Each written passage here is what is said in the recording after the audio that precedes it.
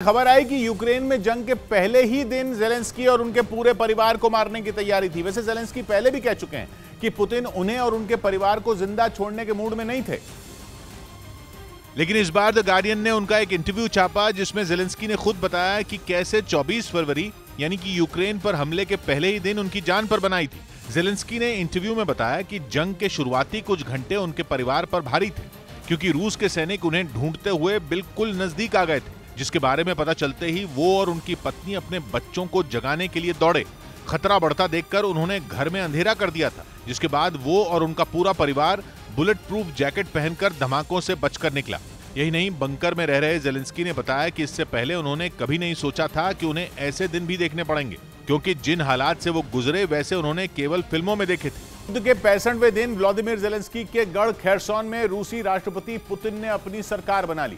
बड़ी बात यह कि 1 मई यानी एक दिन बाद शहर में रूस की करेंसी रूबल का इस्तेमाल भी शुरू हो जाएगा, जिसकी तैयारियां पूरी कर ली गई हैं। मार्च के पहले हफ्ते में रूस की सेना ने खेरसॉन शहर के कुछ हिस्सों पर कब्जा जमा लिया था, लेकिन पूरे शहर पर कब्जा जमाने के लिए पुतिन की सेना और यूक्रेन की सेना के बीच भीषण जंग लड़ी गई।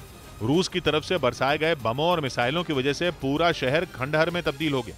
जान बचाने के लिए शहर के ज्यादातर लोग दूसरे देशों में पलायन कर गए। करीब 1 महीने तक चली जंग के बाद रूस ने पूरे शहर पर कब्जा करने का दावा कर दिया। इसके बाद रूसी सेना ने शहर में मौजूद यूक्रेन के मेयर को हटा दिया और उनकी जगह रूस के खुफिया विभाग केजीबी के पूर्व अधिकारी अलेक्जेंडर कुबेच को वहां का मेयर बना दिया।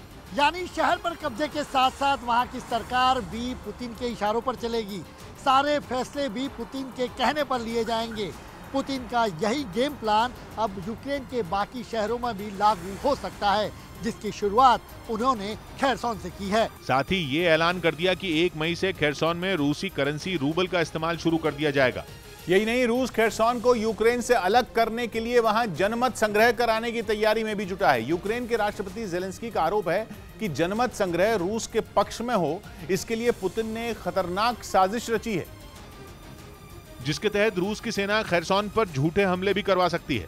ऐसा हमला जिसे यूक्रेन के झंडे के साथ रूसी सेना अंजाम देगी, जिसका आरोप यूक्रेन की सेना पर लगेगा। मतलब ये कि काम रूस का और नाम यूक्रेन का। रूस की इस साजिश के पीछे यूक्रेन की दलील है कि इससे खेरसॉन के लोगों में उसके खिलाफ नफरत भरी जाएगी और रूस को उनका हमदर्द बताया जाएगा, ताकि जब शहर में जनमत संग्रह हो तो उसका फायदा रूस को पहुंचे। अगर ज़ेलेंस्की के इन आरोपों में जरा भी सच्चाई है तो इस युद्ध में लुहांस्क और डोनेट्स्क के बाद खेरसॉन यूक्रेन का तीसरा इलाका होगा जो उससे अलग हो जाएगा। और अगर ऐसा हुआ तो ये यूक्रेन के लिए बहुत बड़ा झटका होगा, क्योंकि ठीक 8 साल पहले 2014 में कुछ इसी तरह रूस ने जनमत संग्रह कराकर क्राइमिया को अलग कर दिया था, और अब रूस खेरसॉन पर कब्जा जमाने के बाद वहां जनमत संग्रह कराकर उसे यूक्रेन से अलग करने की कोशिश में जुटा है।